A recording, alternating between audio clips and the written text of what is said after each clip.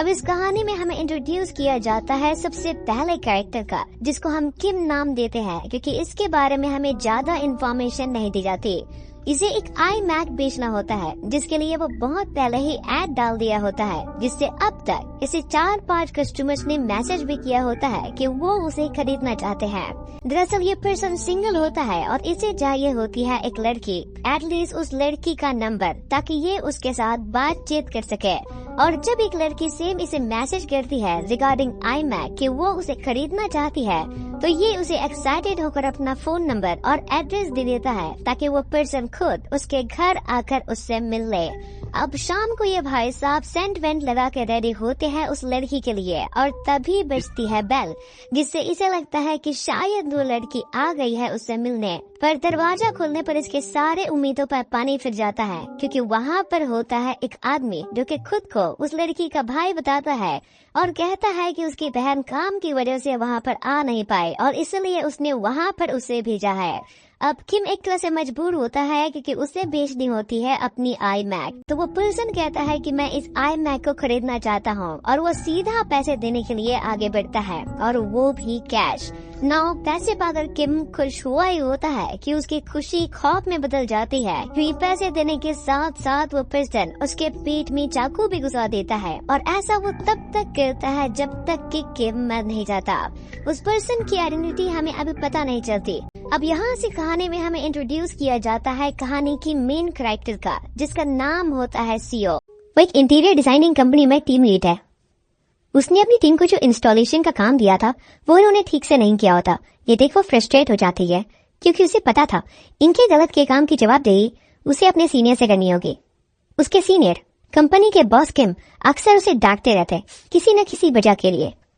सुई उन्होंने बताती है दरअसल वो एक नई फ्लैट पर शिफ्ट हुई है, तो उसी में सामान शिफ्ट करने के लिए उसने कल छुट्टी ली थी। तभी उसकी टीम ने गलत इंस्टॉलेशन कर थी। किसी बॉस कहते हैं मैंने कहा था क्या छुट्टी लेने के लिए, शिफ्ट के बाद चली जाती। अब तुम्हारी वजह से ये पूरा काम खराब हो गया, बताओ मैं क्या करूं।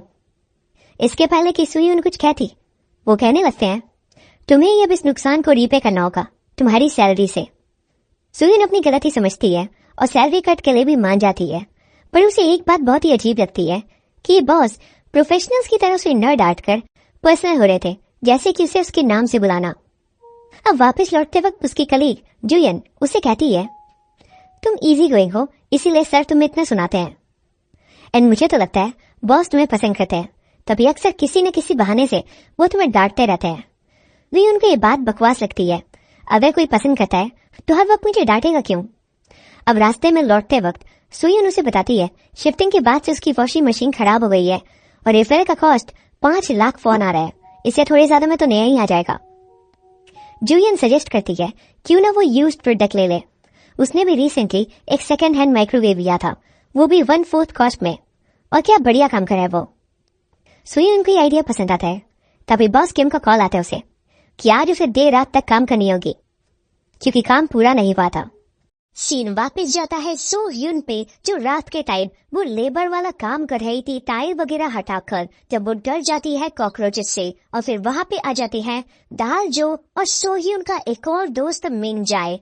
काम खत्म करके सो ह्यून दोनों को अपने घर ले जाती है, जहाँ पे मिन जाए सो ह्यून की वॉशिंग मशीन ठीक करने की कोशिश करता है, पर वो मशीन कबाड़ा हो गई थी। और दूसरी तरफ वो सीरियल किलर टारगेट वेबसाइट पे उस मरे हुए आदमी का सामान अपलोड कर देता है, ताकि अब वो उस सामान से पैसे कमा सके। कहने का मतलब ये सीरियल किलर लोगों को मार के उनका सामान बेच के पैसे कमाता था। अब आगे कुछ सीन में हम लोग देखते हैं कि बहुत सारे लोग टारगेट वेबसाइट से सामान खरीद रहे हैं, और वो सीरियल किलर उन सबसे पैसे ऐड रहा था, क्योंकि कुछ सामान ठीक होता था और कुछ सामान ठीक नहीं होता था। और इसी बीच में सो ह्यून मैसेज करती है एक सेकंड हैंड वॉशिंग मशीन के ओनर को। सो ह्यून उस ओनर से बात करना स्टार्ट कर देती है और वो उस वॉशिंग मशीन को खरीद लेती है। पर जब मशीन को उसके घर पे इंस्टॉल करा जाता है तो वो सेकंड हैंड वॉशिंग मशीन भी कबाड़ा निकलती है, और इस बात से सो ह्यून को आ जाता है गुस्सा। वो मशीन के ओनर से कांटेक्ट करती है, पर अब वो फोन नहीं उठाता, और अब उस ओनर के खिलाफ सो ह्यून जाकर लिखवा देती है कंप्लेंट, क्योंकि उसे लग रहा था कि मशीन का ओनर कोई बड़ा स्कैमर है जो लोगों से पैसे ऐंठता है। इस केस की FIR लिखते हैं डिटेक्टिव ना और डिटेक्टिव जू, और ये दोनों अभी इस केस को मामूली समझ रहे थे, पर वो सोह्यून को वादा करते हैं कि वो इस स्कैमर को जरूर पकड़ लेंगे। अब बेचारी सोह्यून ज्यादा पैसे तो कमाती नहीं थी, और इसलिए अब उसे कपड़ों को वहाँ लॉन्ड्री में जाकर धोना पड़ रहा था, क्योंकि नई वॉशिंग मशीन के उसमें पैसे नहीं थे, और इस काम में हद से ज्यादा मेहनत लग रही थी, जिससे सोह्यून को उस वॉशिंग मशीन वाले पे और ज्यादा गुस्सा आ रहा था। अब दोस्तों, सोह्यून घर जाती है और वो उस वॉशिंग मशीन के ऑनर की प्रोफाइल को पूरी तरीके से छान मारती है, और वहाँ पे हम लोग देखते हैं उसी लड़के के लैपटॉप को जिसका मर्डर हुआ था। और इसका मतलब सोह्यून को जिस आदमी ने वॉशिंग मशीन बेची है वो वही सीरियल किलर है, और वॉशिंग मशीन असल में उस लड़के की है जिसका कत्ल हुआ है। यहाँ पे अब सोह्यून लोगों को कमेंट में बताने लगती है कि इस आदमी को पैसे मत भेजो, ये एक स्कैमर है, और वो ये भी बता देती है कि मैंने इस स्कैमर के खिलाफ रिपोर्ट भी दर्ज करवा दी है। और वहीं दूसरी तरफ उस सीरियल किलर को ये सारी बातें पता चल जाती है। सीरियल किलर के पास पूरा हैकिंग का सिस्टम था, जिससे अब वो किलर सोह्यून के सिस्टम को हैक कर लेता है। अब इतने सारे कमेंट्स के बाद वो सीरियल किलर एक फेक आईडी से सोह्यून को मैसेज करता है, और सोह्यून भी उसे खूब सुनाती है। वो दोनों मैसेज में लड़ते हैं, पर एंड में सीरियल किलर सोह्यून को रिप्लाई करना बंद कर देता है, जिससे सोह्यून को लगता है कि वो जीत गई। नाउ इसके हिसाब से वो पर्सन डर कर पीछे हट गया होता है, बट असल में वो पर्सन इसके सारे डिटेल्स निकाल रहा होता है हैकिंग करके। मींस कि उस हैकर ने सीओ के पर्सनल प्रोफाइल के साथ कुछ तो छेड़छाड़ करा है, जिससे लोग सीओ को फोन कर रहे हैं बार बार। फोन पूरे दिन बजता रहता है और लोग उससे एक ही चीज के बारे में पूछते रहते हैं, तो वो काफी हद तक परेशान हो जाती है। पर ये सब तो सिर्फ शुरुआत होती है, अभी तो दर्जनों डिलीवरी बॉयज का आना बाकी होता है, जिससे डर कर सीओ फिर से पुलिस के पास जाती है मदद मांगने, जिसकी डरी हुई हालत देखकर ऑफिसर ली फाइनली इस केस की इन्वेस्टिगेशन करने के लिए तैयार हो जाते हैं, और अगले दिन जाकर वो सभी डिलीवरी बॉयज को मना कर देते हैं कि वो वहाँ पर न आए। एंड सेकेंडरी सीओ के अपार्टमेंट के बाहर एक CCTV कैमरा इंस्टॉल किया जाता है ताकि वो सेफ महसूस करे, जिससे वो हैकर एक दूसरा रास्ता चुनता है सीओ को परेशान करने का, जिसमें वो सीओ के मॉम के फोन को हैक कर उससे पैसे मांगता है। और जैसे ही सीओ पैसे भेजने वाली होती है, वो एक सेकंड के लिए रुक जाती है, जैसे कि वो सोच रही हो कि उसकी माँ उसे ऐसे पैसे नहीं मांगती, तो आज कैसे वो उसे मैसेज करके पैसे मांग रही है। और रिटर्न में जब ये भी अपने डैड के बारे में उससे पूछती है कि उसके डैड कहाँ है, तो उसकी माँ उसे बताती है कि वो ऑफिस गए हैं, जिससे सीओ भी समझ जाती है कि वही पर्सन वो सब कुछ कर रहा है, क्योंकि उसके डैड की मौत तो बहुत पहले ही हो गई थी। क्योंकि रात को उसे ऐसी आवाजें आने लगती है जैसे कि कोई उसके दरवाजे को अनलॉक कर रहा हो, जिससे डर कर सीओ जब दरवाजे के पास जाती है तो वो देखती है कि एक अननोन पर्सन उसके दरवाजे को खोलकर अंदर आ चुका है, और अंदर आने के लिए वो उसे अंदर के लॉक को भी खोलने के लिए कहता है, जो कि जब सीओ ऐसा नहीं करती तो वो आदमी गुस्से में ऐसा खुद करने लगता है, जिससे डर कर सीओ फोन लगा देती है ऑफिसर ली को, जिससे वो पर्सन तो वहाँ से भाग जाता है, पर वो हैकर नहीं। और वो सीओ को फिर से मैसेज करता है कि उसी ने उसे वहाँ पर भेजा था और अभी तो और भी आएंगे, पर अगर वो चाहती है कि ये सब रुक जाए तो वो उसे 50 लाख कोरियन वॉन दे दे, और वो भी अगले 5 मिनट के अंदर। पता चलता है कि उस हैकर ने सीओ की इमेज को एक धंधे वाले के रूप में सबको परोस दिया होता है, और जो भी उसके पास आ रहे होते हैं वो सेम वैसे ही लोग होते हैं जो कि ऐसी जगहों पर जाते हैं, जिससे डर सीओ उस हैकर को पैसे भेजने के लिए तैयार हो जाती है। पर जब तक वो ऐसा करती है तब तक टाइम हो जाता है खत्म, और एक और पर्सन सीओ के अपार्टमेंट को खोलना शुरू कर देता है। अब इससे पहले कुछ बुरा हो पाता, डिटेक्टिव जो वहाँ पर आ जाता है और उस आदमी की चटनी बनाकर उसे गिरफ्तार कर लेता है। अगले दिन पता चलता है कि वो आदमी भी बस सोह्यून के साथ इंटीमेट होने के लिए आया हुआ था, क्योंकि किसी अनजान नंबर ने उसे एड्रेस और पॉर्न वीडियो भेजी थी लालच देने के लिए। ये सुन के डिटेक्टिव जो उस आदमी की पिटाई करता है, और फिर एक बार फिर से उस रात को सोह्यून को आता है बिना नंबर का एक मैसेज। वो सीरियल किलर अब सोह्यून को धमकियां दे रहा था कि उसका मरने का टाइम नजदीक आ रहा है, क्योंकि सीरियल किलर अब उससे खेल खेल कर बोर हो गया है। सोह्यून ये सारी बातें जाके डिटेक्टिव जो को बताती है, और आज किसी तरह डिटेक्टिव जो उस स्कैमर की लोकेशन को ट्रेस कर लेता है। डिटेक्टिव जो और सोह्यून अब उस लोकेशन पे जाते हैं, तुरंत ही उसी एड्रेस पे पहुंच लैंड लेडी से गेट खुलवाते हैं, ये बोलकर कि हो सकता है शायद वो बंदा मिसिंग हो। अंदर आकर वो लोग देखते हैं तो रूम एकदम क्लीन था, मतलब कुछ भी मौजूद नहीं था। लैंड लेडी कहती है जब सब कुछ चला गया तो ये यहाँ पे क्यों है।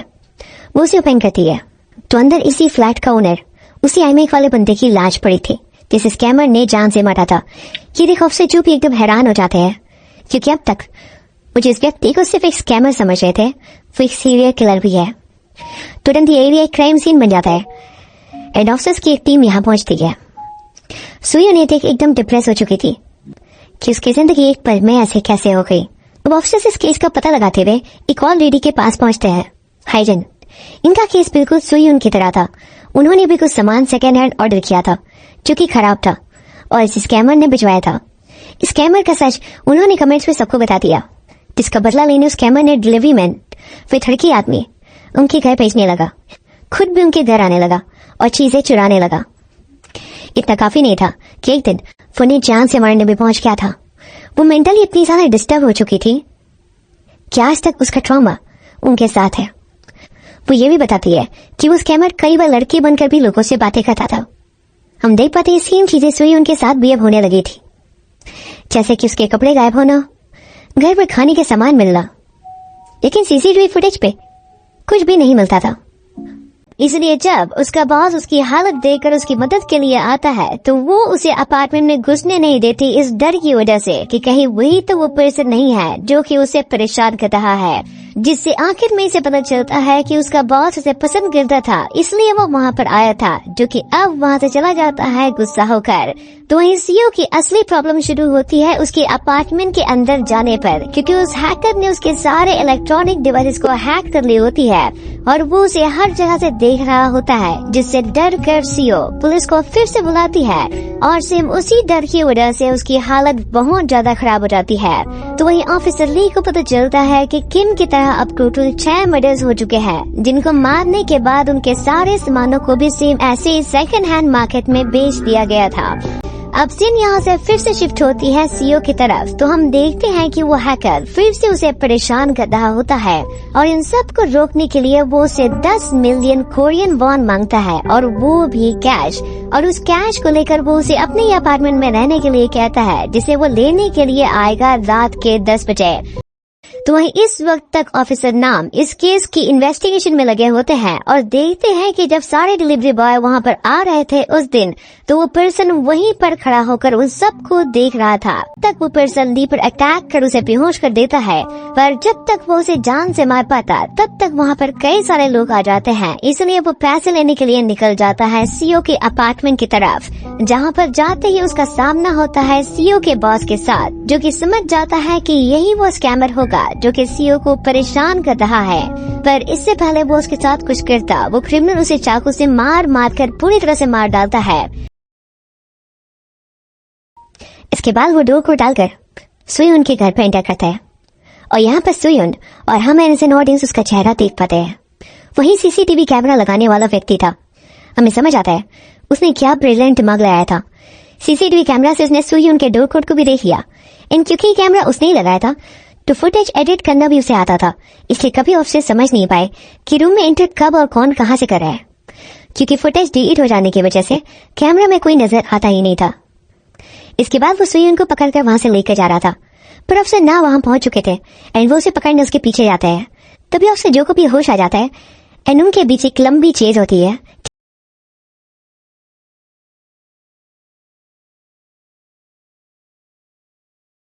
स्कैमर ऑफिसर ना की कार का एक्सीडेंट करवा देता है, जिसमें उनकी जान चली जाती है एंड स्कैमर सुयुन पूरी तरह घायल होते हैं। ऑफिसर जो जब तक सुयुन के पास पहुंचते हैं, स्कैमर वहां से भाग निकला था एंड उसका फेस सिर्फ सुयुन में ही देख पाई थी, पर इस ट्रॉमेटिक एक्सीडेंट के बाद वो उसका एग्जैक्ट स्केच ड्रॉ नहीं करवा पाती। वहीं ऑफिसर ना की डेथ से ऑफिसर जो बुरी तरह हिल चुके थे, क्योंकि वो दोनों बहुत ही क्लोज हुआ करते थे। अब कुछ वक्त के लिए इंसिडेंट्स होने बंद हो जाते हैं। वो सुयुन और जुयन के साथ मिलकर एक प्लान बनाते हैं।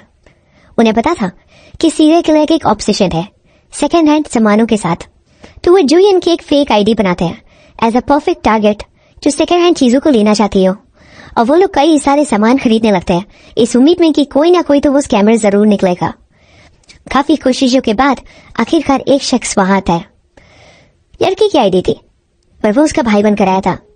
उसका फेस सिर्फ सुईहुन ने देखा था तो वो तुरंत उसे पहचान जाती है, जहाँ पर सबसे पहले वो पर्सन सियो को बेहोश कर देता है और उसके बाद वो उसके फ्लैट को चेक करने के लिए जाता है ताकि वहाँ के सामानों को भी वो बेच सके। पर लगता उसके हाथ कुछ भी नहीं है क्योंकि वो पूरी जगह होती है खाली। तो वहीं सीयू अपनी सांसें रोककर सिर्फ नाटक कर रही होती है बेहोश होने का, और उस पर्सन के जाने के बाद वो ली को फोन करती है वहाँ पर आने के लिए, जिसके आने में लगता है टाइम। और तब तक वो पर्सन सीयू को मारने के लिए आगे बढ़ जाता है क्योंकि सीयू का जिंदा रहना मीन्स उसके लिए मुसीबत, क्योंकि सीयू ने उसका चेहरा जो देख लिया होता है। तो वहीं सीयू ने उस जगह पर कैमरा सेटअप करके रखा होता है ताकि वो उसके बारे में हर किसी को बता सके, और सिर्फ उसी कैमरे के बारे में बताकर वो उसे डराने की कोशिश करती है ताकि वो उसे ना मारे। बट वो पर्सन कैमरे से डरता नहीं क्योंकि वो उसे हैक करके उसकी सारी फुटेज को मिटा सकता है, और इसलिए वो सीधा आगे बढ़ता है उसे मारने। जिससे फाइनली यहाँ पर सीयू को बचाने के लिए आते हैं ऑफिसर ली, और उन दोनों में होने लगती है जबरदस्त फाइट, जिसमें वो किलर एक साइको की तरह ली को चाकू और रॉड से मारना चालू कर देता है, और उसे रोकने की कोशिश जब सीयू करती है तो वो उसे भी मार पीट कर बेहोश कर देता है। डिटेक्टिव जू आता है और किलर को लेके बालकनी से बाहर सीधा गाड़ी पे गिरता है। गाड़ी पे दोनों ही लोग घायल होने के बावजूद भी लड़ते रहते हैं, पर किलर डिटेक्टिव जू को चाकू से स्टैब करके मारने वाला था। पर एंड टाइम पे आती है सो ह्यून जो किलर का हाथ पकड़ लेती है कसकर, जिससे डिटेक्टिव जू को टाइम मिल जाता है और वो किलर का गला दबाकर उसे फाइनली मार डालता है। ये मर्डर स्टोरी फाइनली सॉल्व हो जाती है और कुछ दिन बाद सो ह्यून वापस नॉर्मल रूटीन पे पहुंच गई थी, पर अब वो अच्छी तरीके से समझ चुकी थी कि इंटरनेट की दुनिया कितनी ज्यादा खतरनाक है।